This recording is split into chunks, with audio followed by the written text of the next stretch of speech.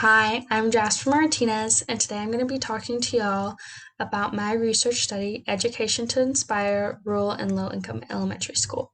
So firstly, I wanted to talk about why it's important to me, and that's because currently in Texas, there are 934 schools that are categorized as rural, meaning the school has an enrollment of less than 300 students.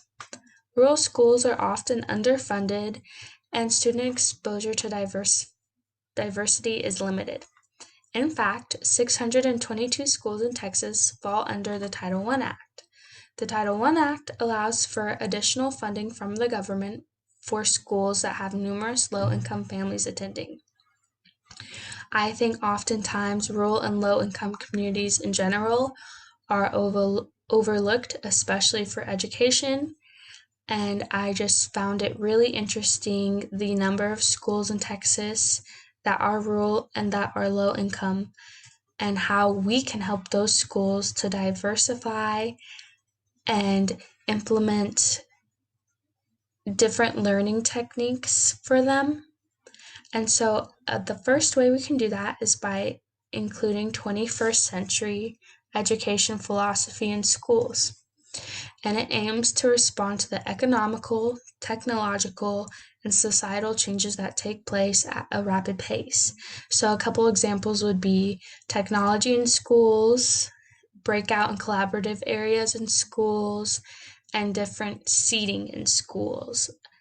So there's lots of studies that have shown that kids don't learn the best sitting and being talked to. They learn interacting with others. They learn sitting in different arrangements on different types of seating really helps. And just different methods work a lot better than the lecture model.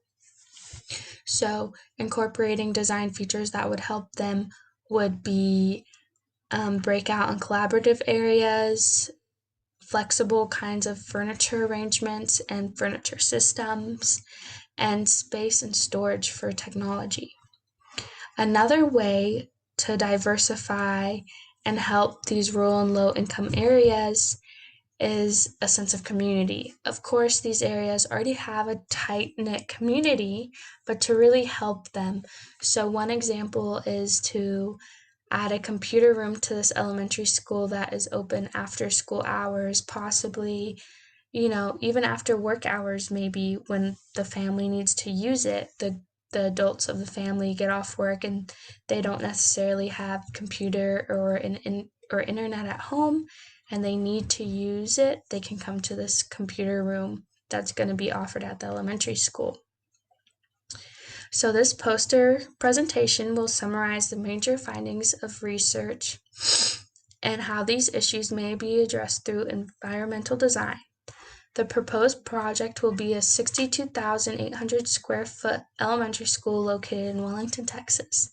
And Wellington, Texas is a small little town in the panhandle of Texas, and it currently has a population of about 2,000, and their elementary school has a population of about 150 to 200 students.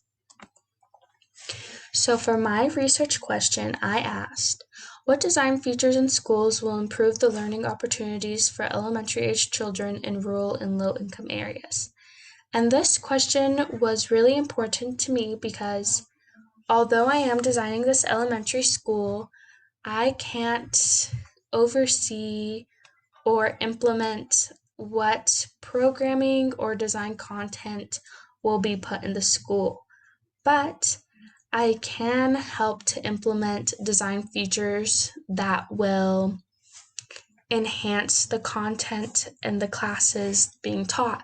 So maybe adding additional classrooms for different classes that they wouldn't have the opportunity to teach because they don't have space for them.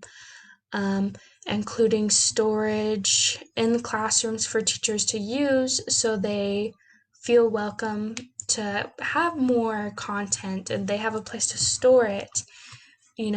Building those breakout and collaboration areas for the children to use, and finding furniture and selecting furniture that can be multi-use. So for my methodology, for my research, I had the opportunity to do expert interviews, a site plan, scholarly articles, and a precedent study. my site plan, I was able to really just look at how I'm going to lay out my school and the type of daylighting techniques I used. For my precedent study, I was able to see how a 21st century education elementary school looks and what they're implementing and what designs they're looking towards. And for my scholarly articles, I was really able to get a bunch of design considerations and see how research shows. And then for my expert interviews, I had the opportunity to interview a preschool director, a high school principal from a rural and low-income high school, and an interior designer who works in K through 12 design. The preschool director really gave me insight about how schools are more than just learning your ABCs and things like that. It's really about learning these fundamental life skills and how we can help with that. The high school principal gave me a lot of insight to rural and low income communities and how we can help with just a school. You can help students and also the whole community. And then the interior designer really helped me see what it looks like to have a 21st century elementary school and how they personalize things and how they color code things and the type of security they use. So here are my design considerations. In this chart, you can see the issue, problem, or need, my project goal, and how I'm going to solve that with my design considerations. So I'm just going to talk about two of them. You feel free to read the whole table.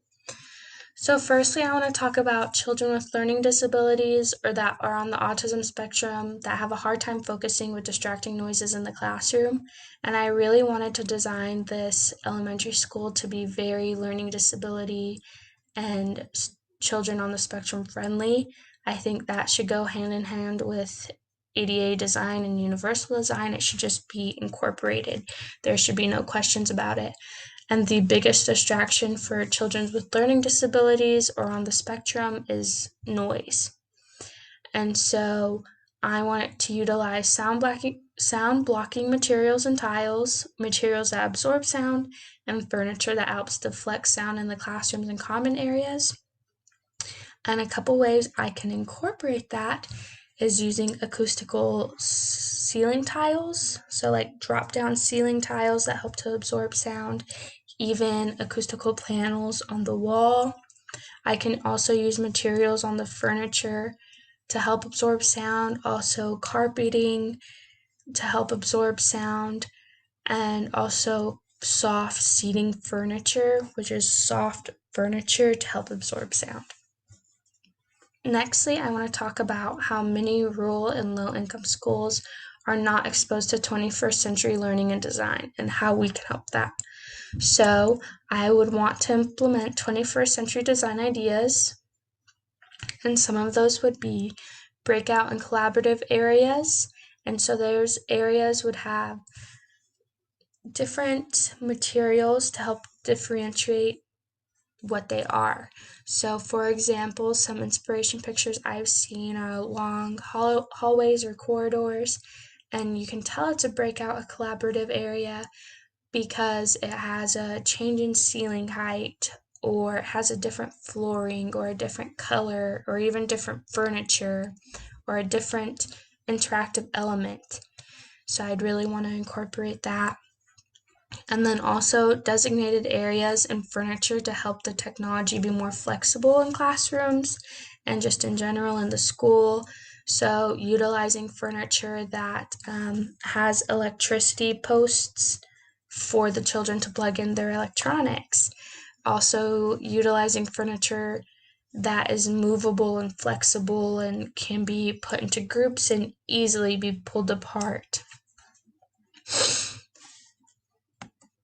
So here are my references and my resources, and I just wanted to thank y'all for taking the time to listen to my research about this. And if you have any questions, please feel free to reach out to me. Thank you.